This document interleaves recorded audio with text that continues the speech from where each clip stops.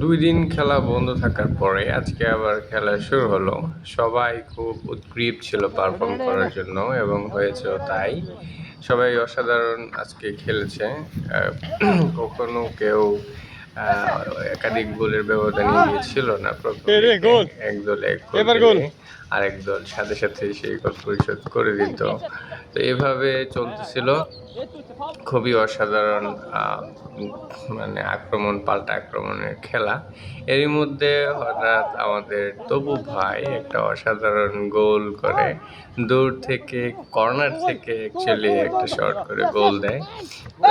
কিন্তু দর্শকের পর্যাপ্ত দর্শক না থাকার কারণে উনি আসলে জার্সি খুলে উদযাপনটা করতে পারে নাই। এজন্য আমাদের খুবই আফসোস। তো ওভাবে গোলটা উদযাপন করতে পারলো না। বাট ওভারঅল খুবই ইন্টারেস্টিং খেলা হয়েছে, আলহামদুলিল্লাহ। আর আমরা ভিডিও করার পরে অনেকেই আমাদের সাথে খেলতে আগ্রহী হয়, আসতে চায় খেলতে। তবে সবার জন্য বলা, আমাদের এখানে মাঠ উন্মুক্ত। ডাক বাংলার মাঠ যেমন বড়, আমাদের সবার দিল তত বড়। যেই আসে আমরা তাকেই খেলাই নেই। তো যার খেলার ইচ্ছা আছে সবাই চলে আসবেন ডাক বাংলার মাঠে। আমরা সকাল 5:50-এর দিকে খেলা শুরু করার চেষ্টা করি। যদিও কখনোই 5:50-এ খেলা শুরু করতে পারিনি আমরা।